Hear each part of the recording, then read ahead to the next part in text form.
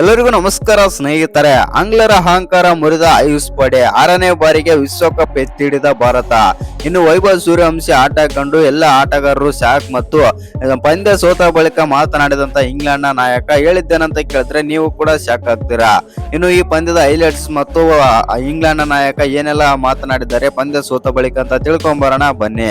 ಅದಕ್ಕಿಂತ ಮುಂಚೆ ಚಾನಲ್ಗೆ ಸಬ್ಸ್ಕ್ರೈಬ್ ಮಾಡ್ಕೊಳ್ಳೋದು, ಹಾಗೆ ನೋಡ್ತೀರಾ ಸಬ್ಸ್ಕ್ರೈಬ್ ಮಾಡ್ಕೊಂಡು ಬೆಲ್ ಐಕನ್ ಅನ್ನು ಆಲ್ ಇಟ್ಕೊಳ್ಳಿ. ಹಾಗೆ ಮರಿದೆ ವಿಡಿಯೋಗೊಂದು ಲೈಕ್ ಕೊಡೋದನ್ನ ಕೂಡ ಮರಿಬೇಡಿ. ಆಯುಷ್ ಮಾತ್ರೆ ನೇತೃತ್ವದ ಭಾರತದ ಅಂಡರ್-19 ತಂಡ ಐತಿಹಾಸಿಕ ಗೆಲುವಾದರೆ ಸಾಧಿಸಿದೆ.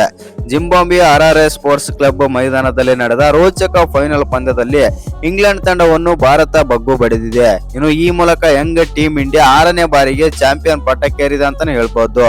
ಇನ್ನು ಈ ಐತಿಹಾಸಿಕ ಪಂದ್ಯದಲ್ಲಿ ಭಾರತದ ಆರಂಭಿಕ ಬ್ಯಾಟರ್ ಆದಂತ ವೈಭವ್ ಸೂರ್ಯವಂಶಿ 175 ರನ್ಗಳ ಸ್ಮರಣೀಯ ಇನ್ನಿಂಗ್ಸ್ ಕೂಡ ಆಡಿದರು. ಹೌದು ಸ್ನೇಹಿತರೆ, ವೈಭವ್ ಸೂರ್ಯವಂಶಿ ಅವರ ಸ್ಫೋಟಕ ಇನ್ನಿಂಗ್ಸ್ ನ ನೆರವಿನಿಂದ ಭಾರತ ತಂಡ ದಾಖಲೆಯ ಮೊತ್ತವನ್ನು ಕಲೆ ಹಾಕಿತ್ತು. ಭಾರತ ತಂಡ ನಿಗದಿತ 50 ಓವರ್ಗಳಲ್ಲಿ 9 ವಿಕೆಟ್ ಕಳೆದುಕೊಂಡು 411 ರನ್ ಗಳಿಸಿತು ಅಂತಾನೆ ಹೇಳ್ಬೋದು. ಇನ್ನು ಈ ಬೃಹತ್ ಮೊತ್ತವನ್ನು ಬೆನ್ನತ್ತಿದ ಇಂಗ್ಲೆಂಡ್ ತಂಡ ಟೀಮ್ ಇಂಡಿಯಾದ ಬೌಲರ್ಗಳ ದಾಳಿಗೆ ಸರ್ವಪತನ ಕೂಡ ಆಯಿತು. ಇಂಗ್ಲೆಂಡ್ ತಂಡ 40.2 ಓವರ್ಗಳಲ್ಲಿ 311 ರನ್ ಗಳಿಸುವಷ್ಟರಲ್ಲಿ ಆಲ್ಔಟ್ ಕೂಡ ಆಯಿತು. ಇನ್ನು ಟೀಮ್ ಇಂಡಿಯಾಗೆ ಬಂದ್ಬಿಟ್ಟು ಆಯುಷ್ ಮಾತ್ರೆ ಮತ್ತು ವೈಭವ್ ಸೂರ್ಯವಂಶಿ ಅವರ ಆರ್ಭಟ. ಹೌದು ಸ್ನೇಹಿತರೆ, ಮೊದಲು ಟಾಸ್ ಗೆದ್ದಂತ ಭಾರತ ತಂಡ ಬ್ಯಾಟಿಂಗ್ ಮಾಡಿತಂತಾನೆ ಹೇಳ್ಬೋದು. ಐರನ್ ಜಾರ್ಜ್ ರೂಪದಲ್ಲಿ ಮೊದಲನೇ ವಿಕೆಟ್ ಕಳೆದುಕೊಂಡಿತು ಮತ್ತು ಐರನ್ ಜಾರ್ಜ್ ಅವರು 9 ರನ್ ಗಳಿಸಿ ಔಟ್ ಆದರು.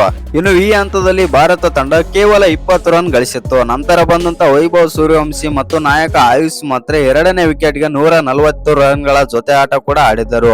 ಇನ್ನು ಇನ್ನಿಂಗ್ಸ್ ಗಳನ್ನು ಸ್ಥಿರಗೊಳಿಸಿದ್ರ ಅಂತಾನೆ ಹೇಳ್ಬೋದು. ಆನಂತರ ಆಯುಷ್ ಮಾತ್ರ 51 ಎಸೆತಗಳಲ್ಲಿ 53 ರನ್ ಗಳಿಸಿ ಔಟ್ ಆದರು.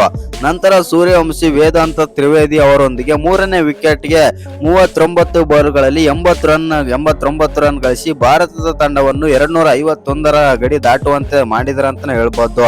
ಇನ್ನು ಭಾರತ ತಂಡಕ್ಕೆ ಮಧ್ಯಮ ಕ್ರಮಾಂಕದ ಆಸರೆ. ಹೌದು ಸ್ನೇಹಿತರೆ, ವೈಭವ್ ಸೂರ್ಯವಂಶಿ 80 ಬಾಲ್ಗಳಲ್ಲಿ 15 4 15 ಸಿಕ್ಸರ್ಗಳೊಂದಿಗೆ 175 ರನ್ ಗಳಿಸಿ ಔಟ್ ಆದರು. ಆನಂತರ ವೇದಾಂತ್ ತ್ರಿವೇದಿ 32 ರನ್ ಮತ್ತು ವಿಯಾನ್ 30 ರನ್ ಮತ್ತು ಅಭಿಮನ್ಯು ಕುಂಡ್ 40 ರನ್ ಮತ್ತು ಆರ್.ಎಸ್. ಅಮ್ರೇಶ್ 18 ರನ್ ಮತ್ತು ಕೌಶಿಕ್ ಚೌಹಾಣ್ ಅವರು ಒಂದು ಒಳ್ಳೆ ಟಚ್ ಕೊಡ್ತಾರೆ ಅಂತ ಹೇಳ್ಬೋದು. ಫಿನಿಶಿಂಗ್ ಟಚ್ ಆದ್ರೆ ಕೊಡ್ತಾರೆ. ಕೊನೆಯಲ್ಲಿ 20 ಬಾಲ್ಗಳಲ್ಲಿ 37 ರನ್. ಒಟ್ಟಿನಲ್ಲಿ ನಮ್ಮ ಭಾರತ ತಂಡ ಬಂದ್ಬಿಟ್ಟು ಮೊದಲನೇ ಬ್ಯಾಟಿಂಗ್ ಮಾಡಿದಂತ ನಮ್ಮ ಭಾರತ ತಂಡ 411 ರನ್ ಆದ್ರೆ ಹೊಡಿತಾರೆ. ಅನಂತರ ಸೆಕೆಂಡ್ ಇನ್ನಿಂಗ್ಸ್ ಬ್ಯಾಟಿಂಗ್ ಆರಂಭಿಸಿದಂತ ಇಂಗ್ಲೆಂಡ್ ತಂಡ ಬಂದ್ಬಿಟ್ಟು 311 ರನ್ ಗಳಿಸುವಷ್ಟರಲ್ಲಿ 10 ವಿಕೆಟ್ ಕಳೆದುಕೊಂಡು ಆಲ್ಔಟ್ ಕೂಡ ಆಗುತ್ತೆ. ಹೌದು, ಇಂಗ್ಲೆಂಡ್ ನ ಪರ ಕ್ಯಾಲಮ್ ಫಾಲ್ಕ್ನರ್ ಬಂದ್ಬಿಟ್ಟು 67 ಬಾಲ್ಗಳಲ್ಲಿ 115 ರನ್ ಆದ್ರೆ ಹೊಡಿತಾರೆ ಮತ್ತು ಇಂಗ್ಲೆಂಡ್ ನ ಪರ ಇವರೊಬ್ಬರನ್ನ ಬಿಟ್ರೆ ಅಂತ ಬ್ಯಾಟಿಂಗ್ ಹೇಳಿಕೊಳ್ಳಂತ ಬ್ಯಾಟಿಂಗ್ ಯಾರು ಕೂಡ ಮಾಡಲಿಲ್ಲ. ಆ ಕಾರಣದಿಂದಾಗಿ ಇವತ್ತಿನ ಪಂದ್ಯದಲ್ಲಿ ಇಂಗ್ಲೆಂಡ್ ತಂಡ ಫೈನಲ್ ಪಂದ್ಯದಲ್ಲಿ ಆದ್ರೆ ಸೋತಿದೆ. ಇನ್ನು ನಮ್ಮ ಭಾರತದ ಬೌಲಿಂಗ್ ವಿಚಾರಕ್ಕೆ ಬರೋದಾಯ್ತು ಅಂತಂದ್ರೆ ಬೌಲಿಂಗ್ ನಲ್ಲಿ ಆರ್.ಎಸ್. ಅಮ್ರೇಶ್ 3 ವಿಕೆಟ್ ತೆಗೆದ್ರೆ, DPS ಅವರು ಬಂದ್ಬಿಟ್ಟು 2 ವಿಕೆಟ್ ಆದ್ರೆ ತೆಗೆದಿದ್ದಾರೆ. ಕೌಶಿಕ್ ಚೌಹಾಣ್ 2 ವಿಕೆಟ್ ಆದ್ರೆ ತೆಗೆದಿದ್ದಾರೆ. ಇನ್ನು ಕಲಿನ್ ಪಟೇಲ್ ಮತ್ತು ಆಯುಷ್ ಮಾತ್ರೆ ತಲಾ 1 ವಿಕೆಟ್ ಆದ್ರೆ ಪಡೆದ್ರ ಅಂತಾನೆ ಹೇಳ್ಬಹುದು. ಇನ್ನು ಈ ಪಂದ್ಯ ಸೋತ ಬಳಿಕ ಮಾತನಾಡಿದಂತ ಇಂಗ್ಲೆಂಡ್ ನ ನಾಯಕ ಏನೆಲ್ಲ ಮಾತನಾಡಿದ್ದಾರೆ ನಮ್ಮ ಭಾರತದ ಬಗ್ಗೆ ಮತ್ತು ನಮ್ಮ ಟೀಮ್ ಇಂಡಿಯಾದ ಬಗ್ಗೆ, ತಮ್ಮ ಆಟಗಾರರ ಬಗ್ಗೆ ಏನೆಲ್ಲ ಮಾತನಾಡಿದ್ರ ಅಂತ ನೋಡೋದಾಯ್ತು ಅಂತಂದ್ರೆ ಥೋಮಸ್ ರಾವ್ ಅವರು ಬಂದ್ಬಿಟ್ಟು ಈ ತರ ಆದ್ರೆ ಹೇಳಿದ್ದಾರೆ.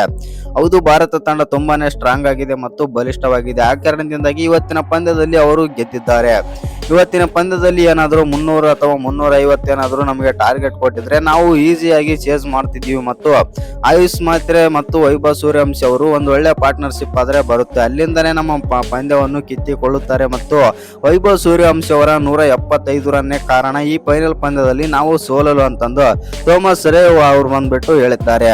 ಇನ್ನು ಇಂಗ್ಲೆಂಡ್ ನ ನಾಯಕ ಆಗಿರುವಂತ ಥೋಮಸ್ ಅವರು ತಮ್ಮ ಬೌಲಿಂಗ್ ಬಗ್ಗೆನೂ ಕೂಡ ಮಾತಾಡ್ತಾರೆ. ಹೌದು ಸ್ನೇಹಿತರೆ, ಹೌದು ಇವತ್ತಿನ ಇಂಗ್ಲೆಂಡ್ ನ ತಂಡದ ಬೌಲಿಂಗ್ ಬಗ್ಗೆನೂ ಕೂಡ ಮಾತಾಡೋದಾಯ್ತು ಅಂತಂದ್ರೆ ಇವತ್ತಿನ ಕೆಟ್ಟ ಬೌಲಿಂಗ್ ಅಂತಾನೆ ಹೇಳ್ಬೋದು ನಮ್ಮ ತಂಡದ ಪರವಾಗಿ. ಯಾಕಂತಂದ್ರೆ ಯಾರು ಕೂಡ ಅಂತ ಹೇಳಿಕೊಳ್ಳುವಂತ ಬೌಲಿಂಗ್ ಯಾರು ಮಾಡಲಿಲ್ಲ. ಆ ಕಾರಣದಿಂದಾಗಿ ನಮ್ಮ ಇಂಗ್ಲೆಂಡ್ ತಂಡ ಫೈನಲ್ ಪಂದ್ಯದಲ್ಲಿ ಹೀನಾಯವಾಗಿ ಆದ್ರೆ ಸೋತಿದೆ.